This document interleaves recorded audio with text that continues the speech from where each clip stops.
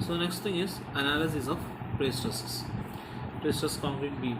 We consider a rectangular beam. The first case is concentric tendon.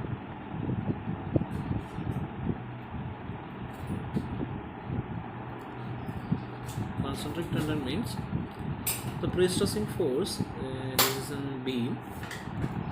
This is the cross section of the pre-stressing force. This is a pre-stressing force P. The pre-stressing force, it will act in the center line. So this P is acted on center line. That is exactly it's passed through the axis. So the pre-stress acted as a positive. This is stress plot. This is P by A. So it's acted throughout the section. That is concentric section. So stress value is P by A. The next case is eccentric.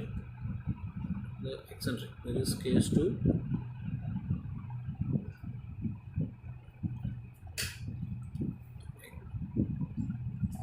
Eccentric tendon. Eccentric tendon. Here, if this is a concrete beam, this is the cross section line, this axis line, this is a cross section. The P will act here, that is now same as cross section, center line, that axis line. So this distance is called E, that is eccentricity. So this is P. So P is not acting through that axis. It is having some distance, small distance and a small gap between the axis and the line of action. That is called eccentricity. This is E. So this is as like this is P. So in this case we have two forces, two type of stresses may develop. Due to this P, this is P by A. This is first one, P by A. That is if the stress plot is this one. First one P by A as like same, that is called direct stress. We can call it as direct stress. Direct stress. The second case, due to this eccentricity, it's created one bending stress. That should be as like this one. That is PE divided by Z bottom. Here PE divided by Z top. Z means section modulus. Section modulus of bottom, section modulus of top. P is the force, E is the eccentricity. So this is the total sum of stresses. So this is due to, this is we can call is a bending stress.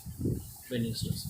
So the sum should be, if this is positive, this should be negative and this should be positive.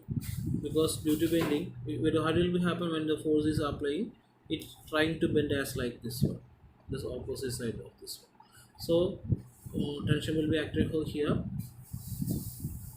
tension, and compression will be here.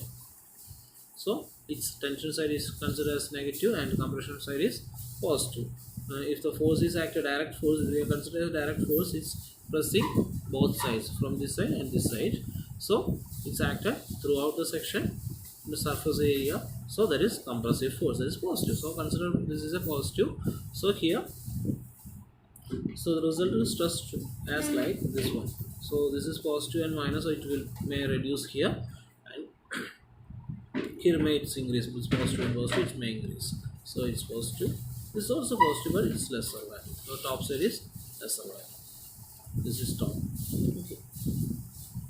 Then next case. Case 3. Case 3 is the resultant stress due to loading also. Loading also. That is, same beam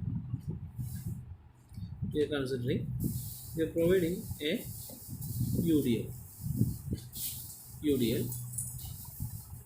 And we are also considering the self weight also. This is axis line.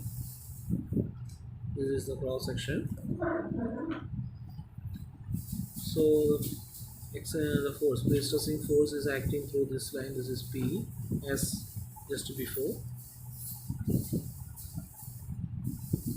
So The first of all, the direct stress will be the, that is P by A.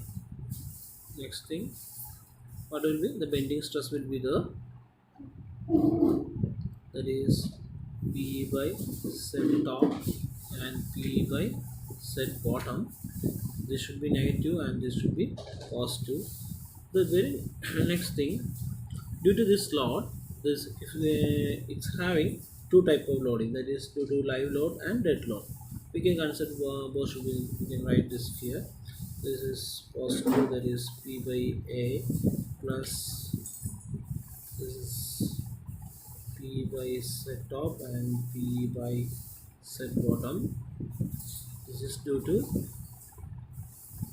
bending. This is direct. Okay. The next thing is due to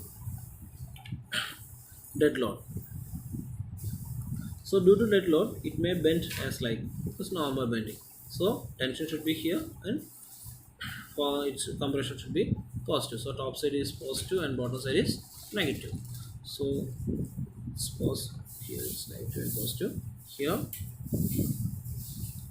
it's positive, so it's negative and it's positive. So what's the value here?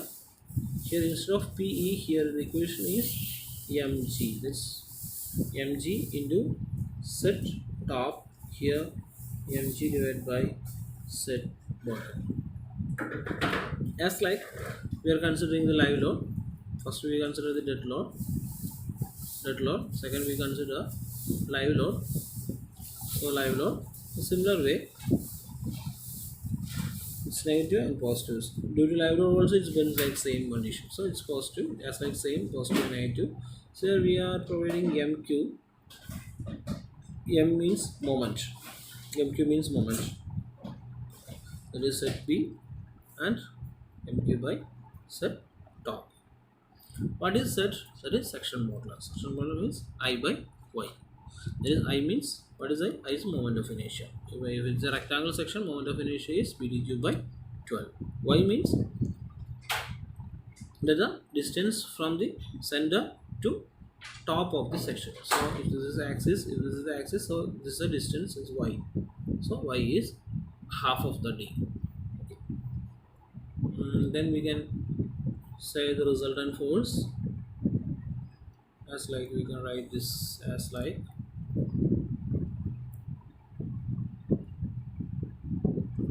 so this is the sum of P by A plus P by set B minus, because it's minus, mg by set B minus is also mq divided by set B.